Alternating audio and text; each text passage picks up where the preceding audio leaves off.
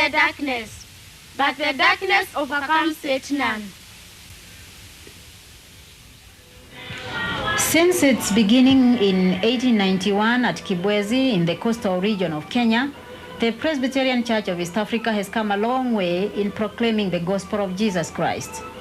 From oral communication, through the printed word, to today's radio, television, cassette, and home video. However, let us together explore the history of the church as it is told by an old man to his grandchildren. It started one day when the boys were herding their cattle.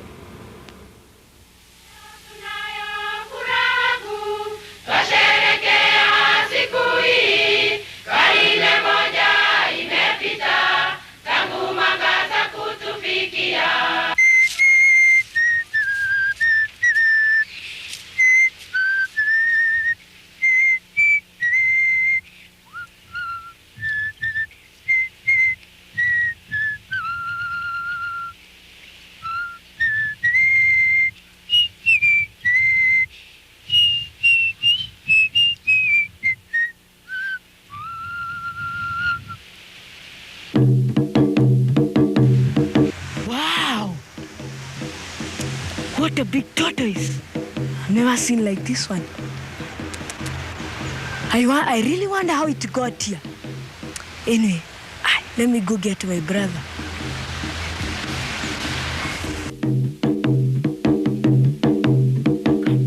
Come, I show you, brother.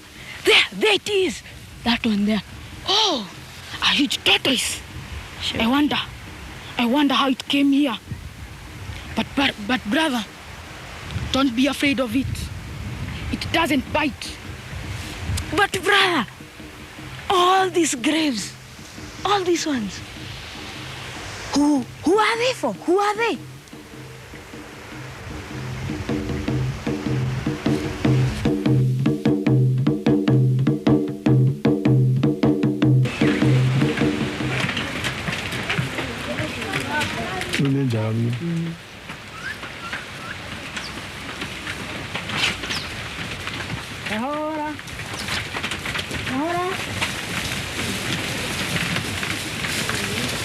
All right, go and lock them up and come, I want to talk to you.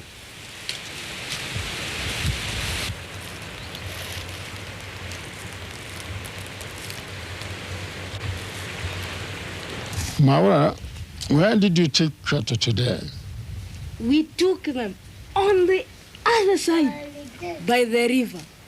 And we saw lots and lots of graves. Grandfather, who is buried there? Well, that is a part of our history. And we are writing the history of our church. Would you go and call your sisters? I'll come and tell you the rest of the story. Okay, girl. Okay.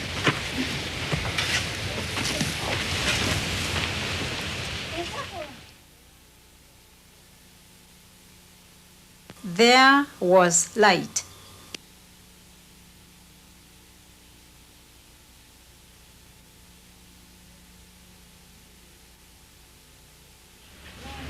A 100 years ago, the light came. 100 years ago? What happened? The graves you saw are part of the story.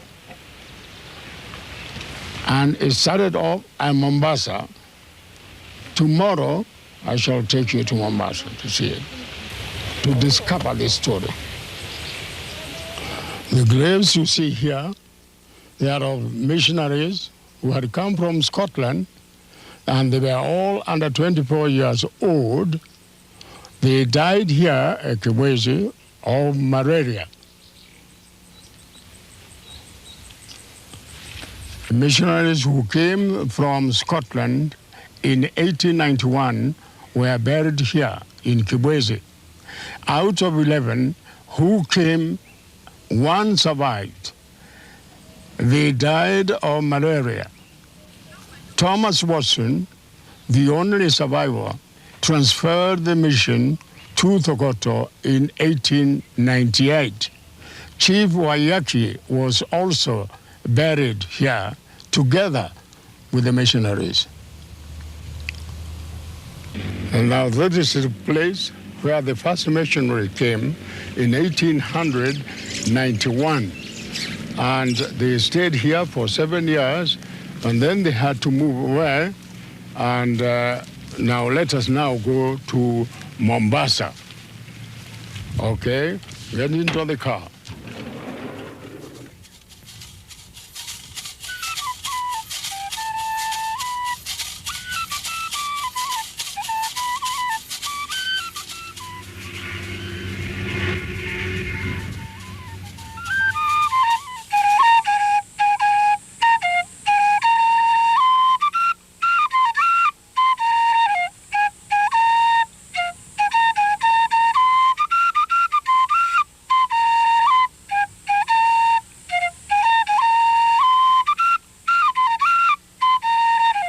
You see this monument here, which has been put here, is to remember the first missionary who came to Kenya here in Mombasa, and he was an Anglican. His name was Dr. Clough. Not until 1891, when the Scottish people came to Kenya, and they went to Kikuyu land, and they started missionaries there as Presbyterian. And from 1898, went to Kikuyu land. 100 years ago, missionaries came to this spot from far away. They came from Scotland, far to the north. It was a long, long journey to Mombasa. They were for weeks on end on water. They brought with them the light, the gospel of Jesus Christ.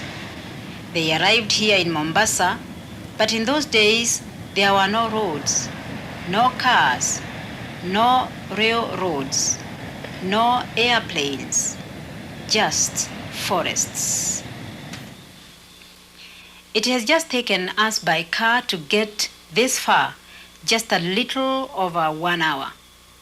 It would have taken the missionaries days because they had to travel by foot on narrow path.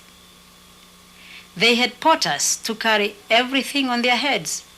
It was very difficult, very dangerous journey. Wild animals and snakes.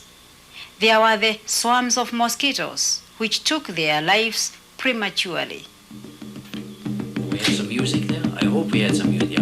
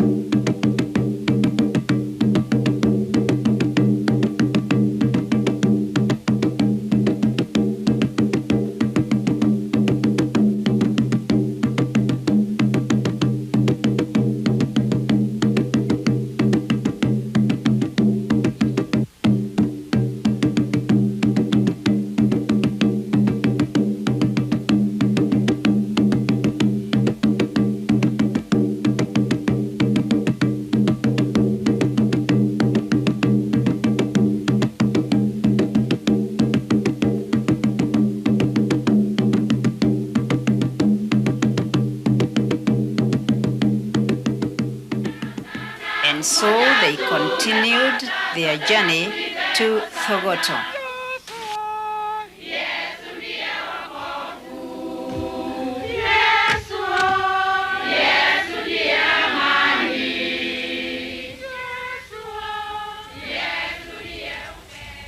This is the oldest permanent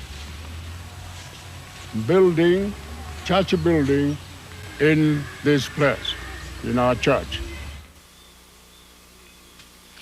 The missionaries did not live here. The first settlement was across the river, Baraneki. There were no remains left of Baraneki. And as time passed, the missionaries chose this place right here. You see that monument there? It is built of stones. Each stone represents a church or a milestone. And here, our church started here at Kibwezi. The church is spread all over. Now you see that stone there is written nothing. It shows that we are going to have a church built, and it is going to continue, and it is you people who will continue to spread the gospel to many, many people who have not yet heard it. Besides physical records, the Presbyterian Church of East Africa has written records. These records are on permanent display at the PCEA Centennial Church, where the archives are.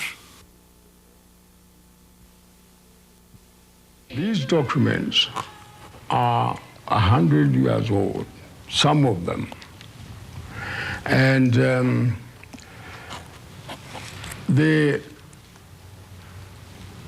each one of them has been written, identified, and in each one of them has got even files like these ones, where some letters or documents are kept. And these are really the accumulation of documents, letters, all these things for 100 years. And they are kept in this room, which is called archive. Now you can see these photos which contain in this tin, they were taken many years ago. Some of them, you remember when we went to Kibwezi, some of them were taken there, others were taken even in Mombasa itself, and as they were coming up, these were being taken. Also, the photographs like these ones are kept in here, in these boxes. This is biography of late President Jomo Kenyatta in picture forms. And we keep it here as well, as he was our student when he was young and alive, and all along he had been a member of our church. As you see, all the documents, all these boxes, they contain some letters, and they have been microfilmed, and they are kept in the University of Nairobi.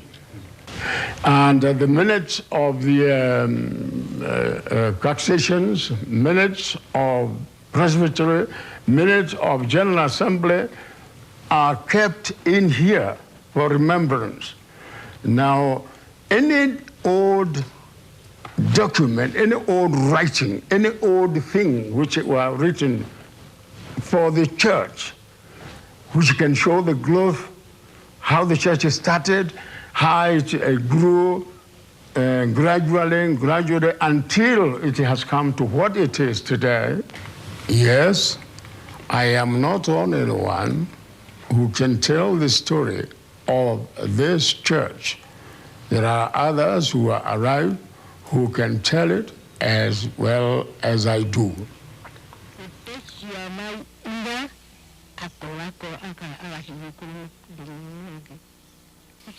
Mrs. Kahuho, a church minister's wife, is about 100 years old. She recalls vividly the first missionaries in Tomotomo. She herself was taught by a missionary lady. She has also been a staunch member of the Women's Guild.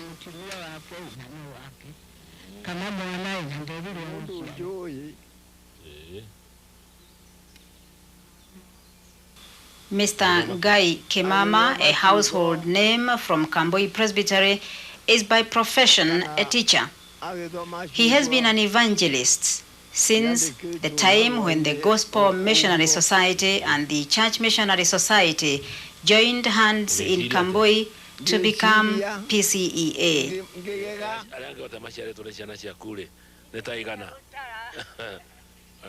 Mrs. Helena Njoroge, one of the oldest living members of the Women's Guild, got married in 1926 and therefore moved from Thogoto to Naro in Muranga Presbytery.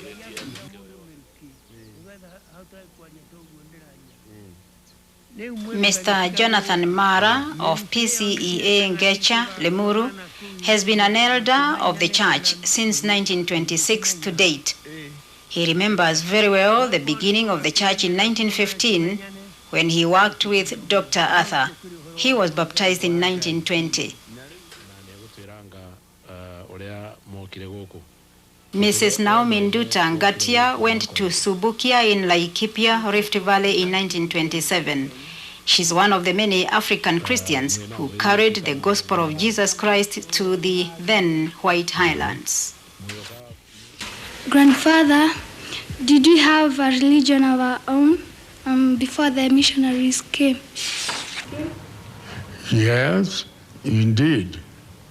We had our own religion before the missionaries came.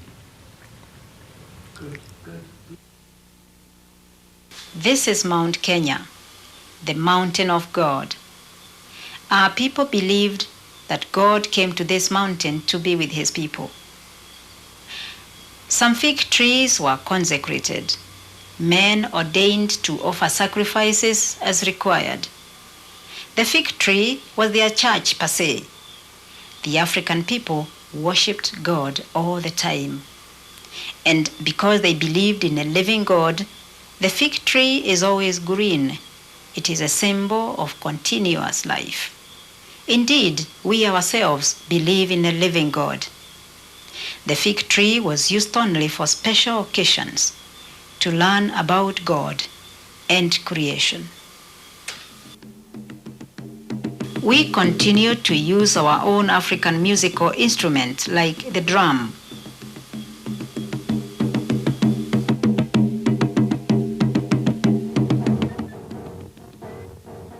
The African guitar.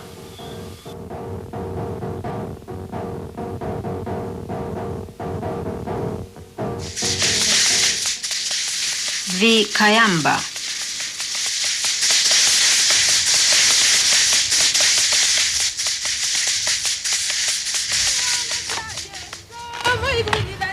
Our hands represent our most favorite musical instrument.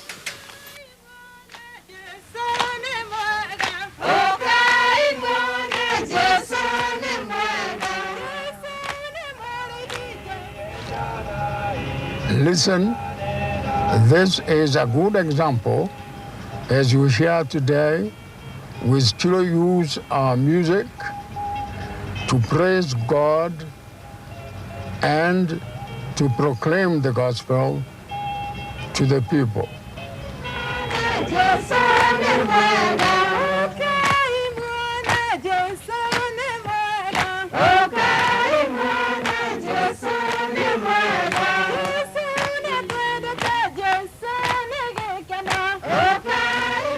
In this church in Thogoto, the first Kikuyus heard about Christ and were baptized. Kenyan leadership has also got its roots here. The late Mzee Jomo Kenyatta, the founder of this nation, came to school here. Even the first Kenyan pastor, the Reverend Musa Gitau, was ordained here. Ishi na kuonyesha upendo wako. Over the years, Kenyan elders and pastors were called into Christ's service, and the church continued to grow. Kila mmoja kuwaongoza watu walio chini. Our people have carried the good news, the message of salvation, to people from all walks of life.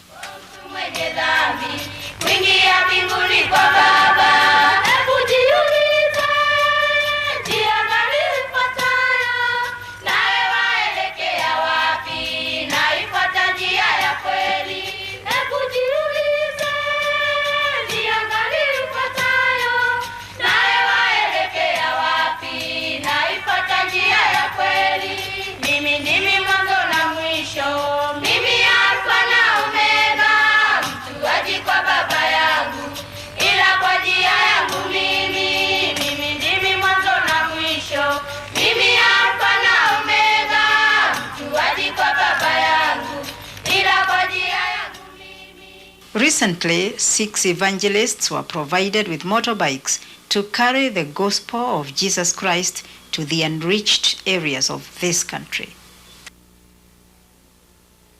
In the beginning, missionaries administered the church's affairs. Under the direction of the Mission Board in Scotland, the first presbytery was created, known as the Overseas Presbytery. Its territory included all of East Africa, Kenya, Uganda, and Tanzania. A very important milestone in the history of the church, on its way to become the indigenous church it is today, took place in 1956. With the birth of the Presbyterian Church of East Africa, our people became autonomous, running their own affairs in the life of the church. This was not an easy task. The climax came in 1956, the birth of the Presbyterian Church of East Africa. Some missionaries came from Scotland and others from the United States of America. They had different backgrounds. First, each group worked on its own. Soon, they got to know each other, and the Presbyterian Church of Thogoto joined hands with the Gospel Missionary Society of Kamboi to become PCEA.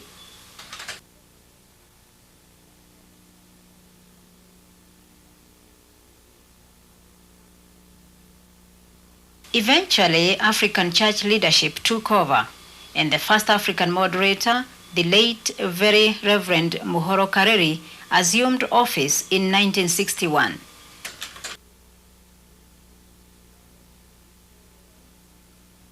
Then the Very Reverend John Gatu was elected in 1964 to be the first African Secretary General of the church.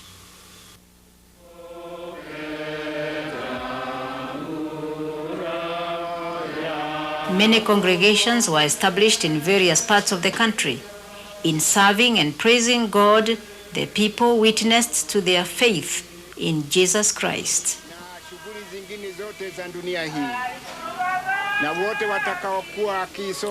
Churches, schools, and hospitals were built everywhere, big and small.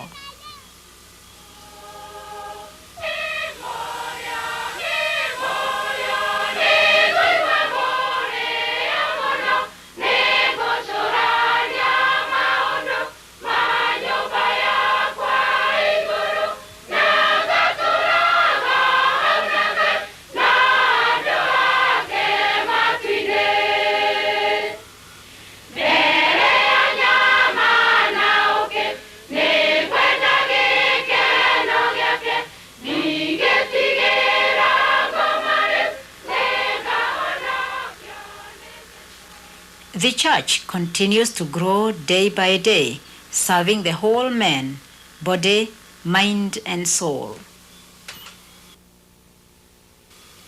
The climax of the African theological formulation in the Presbyterian Church of East Africa was the declaration of the Jitegemea concept, which stresses self-reliance.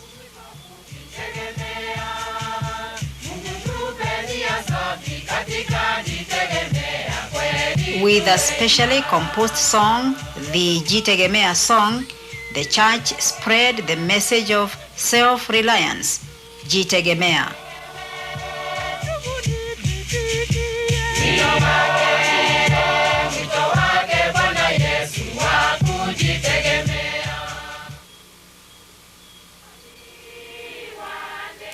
A spirit of activity came alive within the church through the concept of Jitegemea, motivating the people to activities on a level never seen before as various projects took shape.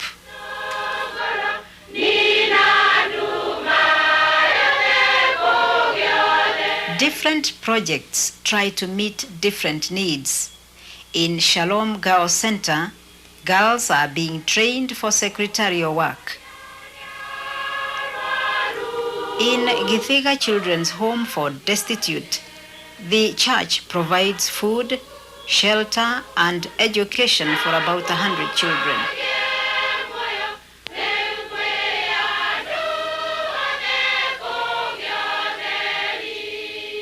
The PCEA Women's Guild has established various projects in community development to serve people in obedience to Christ's command. Inasmuch as you have done it unto one of the least of these, my brethren, you have done it unto me. Skills of dressmaking and knitting are taught to girls in Irigero Girls Center.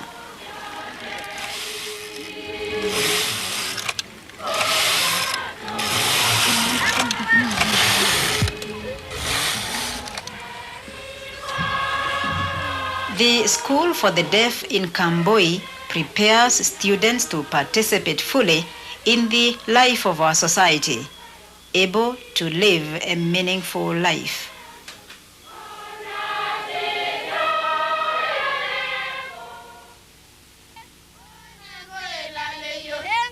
Agricultural projects teaching the newest methods of farming and raising of animals, assisting the people to get their daily food.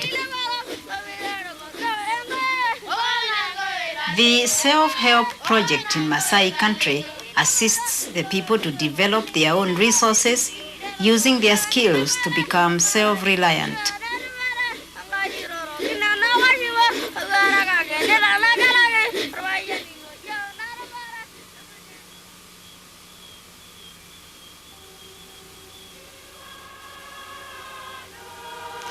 In Nairobi, the cottage industries are the foundation of rehabilitation to the less fortunate, achieving a better lifestyle, self-respect, and self-reliance.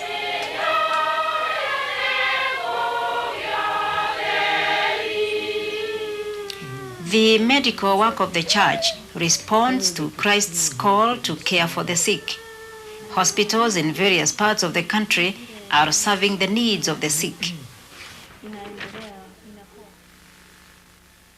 Dispensaries and clinics teach hygiene and nutrition as a preventive medical approach.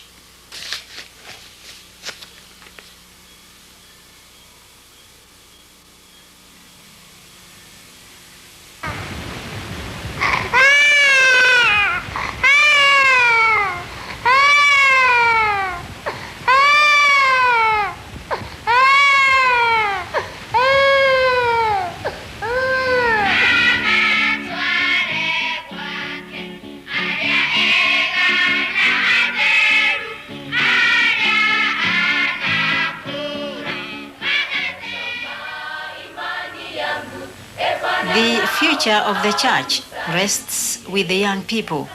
Realizing this fact, there is a major emphasis on education, preparing the future generation to lead the church.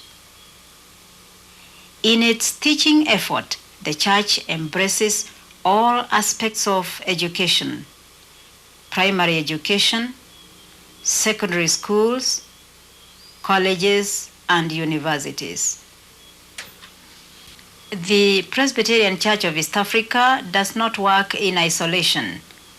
In response to Christ's command, "Go into the world, share the good news," our people have gone abroad to witness to a secularized Western world of the hope which is found in Christ's redeeming love. The Reverend Charles Kibicho and his wife are a good example. My wife, Ruth, and I were privileged to undertake mission work to Scotland for a period of 1 year in 1986, moving from Kenya here all the way to Scotland in Europe. I was constantly asked, why come to do mission work in Scotland? Isn't it ironical? And I think it is important to state here that God intends that mission work is accomplished by all people, by redeemed people, by churches, because mission work is sharing Christian faith all over. Having had accompanied my husband on the mission work, I was mostly interested in the Women's Guild. And I was surprised to realize that the guild there is composed of the aged people. Not like in Kenya, where it is composed of the young and the old. It is my prayer that those people may be helped to know that it is an organization of the aged and the young. No Ogodhie, who will go forth? God's question to Isaiah and to men ever since, even to us through Jesus Christ. Constantly, our people remind themselves of this mission call.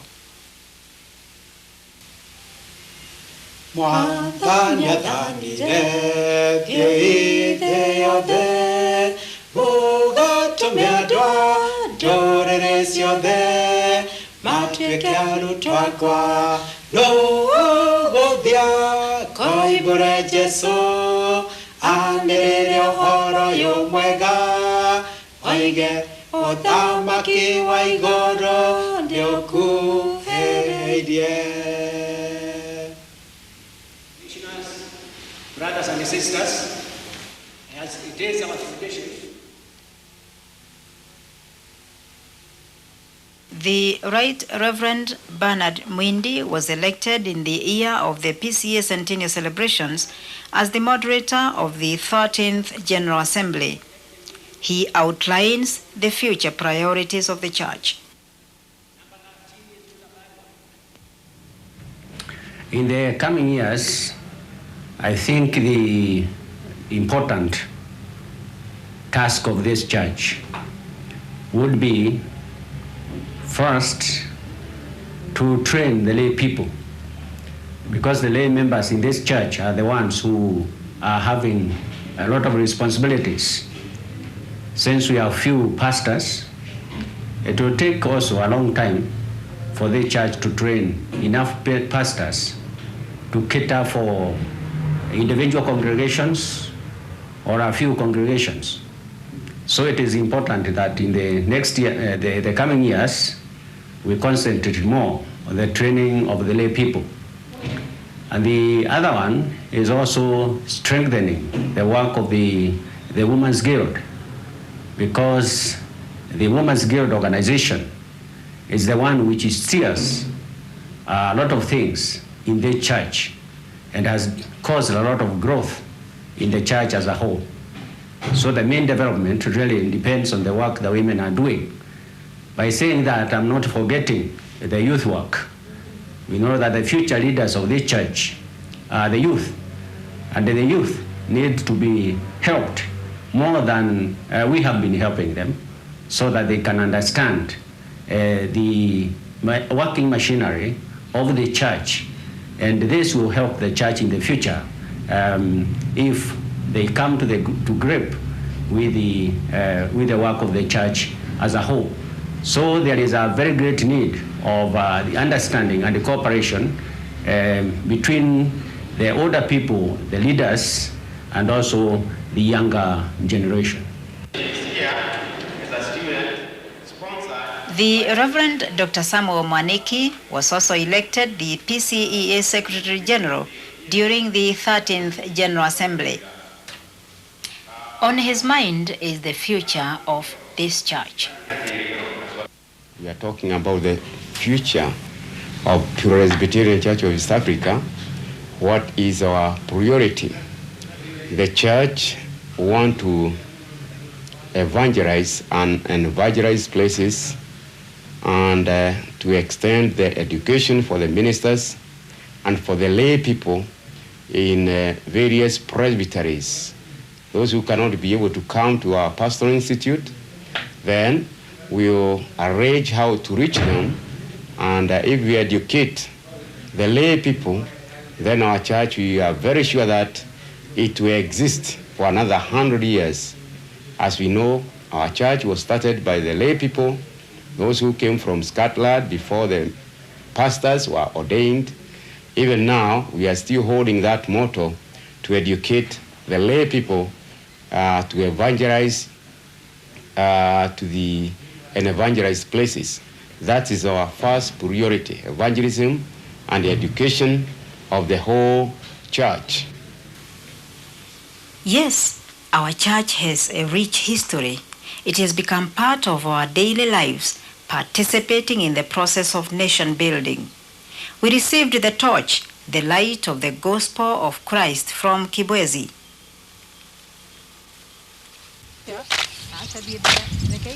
Okai mwane Jesu ne mwega.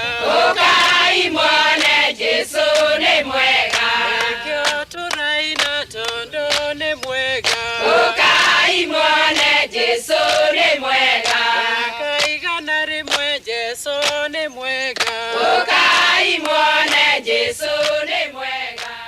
So the people carried the light of Christ from place to place, building churches, new congregations and presbyteries to the glory of God.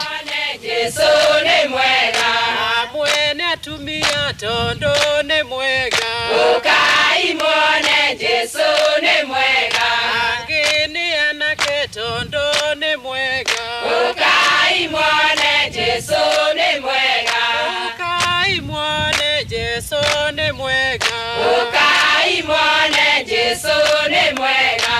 Ekyo turake na tondo ne mwega. Okai mwane Jesu ne mwega. Ina yunavite tondo ne mwega. Okai mwane Jesu ne mwega. Ina university tondo ne mwega. Okai mwane Jesu ne mwega. Ina makanitha tondo ne mwega. Okai mwane Jesu ne mwega. Mwene magoro tondo ne mwega. Okai mwane Jesu ne mwega. Wadhi Kibwezi tondo ne mwega. Okai mwane Jesu ne mwega. Wadhi Tumutumu tondo ne mwega. Okai mwane Jesu ne mwega. Wadhi Chogoria tondo ne mwega. Okai mwane Jesu ne mwega. Ina vivitari tondo ne mwega. Okai mwane Jesu ne mwega. Okai mwane Jesu ne mwega. Okai mwane Jesu ne mwega. Okai mwane Jesu ne mwega. Okai mwane Jesu ne mwega. Ekyo turaina tondo ne mwega. Okai mwane Jesu ne mwega. Okai ganari mwe Jesu ne mwega. Okai mwane Jesu ne mwega. Ekyo turaina tondo ne mwega. Okai mwane Jesu ne mwega. Na tungateri tondo ne mwega. Okai mwane Jesu ne. All together, we continue to light of gospel of Christ to many, many people.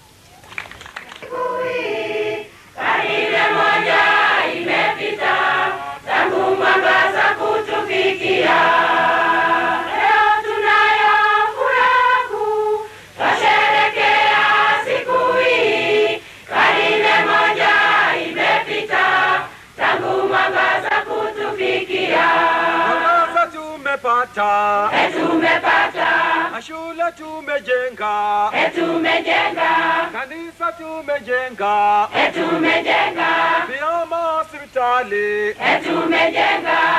Iye tondo ni mwega, Ukai mwane Jesu ni mwega, Ukai mwane Jesu ni mwega, Ukai mwane Jesu wakwa ndiye kendo ingianga, atoma ganjara hesye ni heiya, ilenye kinduru. Jehova mfariji wa mioyo, ndiye mwenye huruma, mfariji wa mioyo. Anawonga mlangoni moyo wako aingie. Cannot go without pressure. We are traveling together.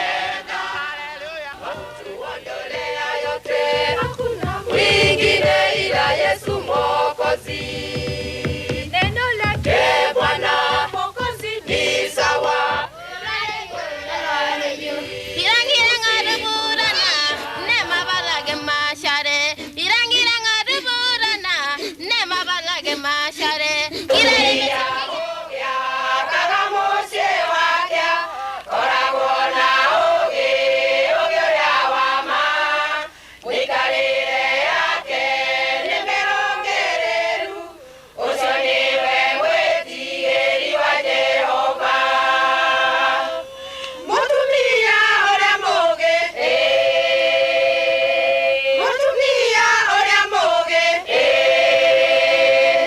nyoria wenda Jesu nyoria wendete andu nandarioshuke kuna gwitigira Jehova Ngai wa iguru githima kia muoyo riotagathira. upendo tumepata, Sote na tuimbe hosana, upendo tumepata. Sote na tuimbe hosana, umoja tumepata, sote na tuimbe hosana.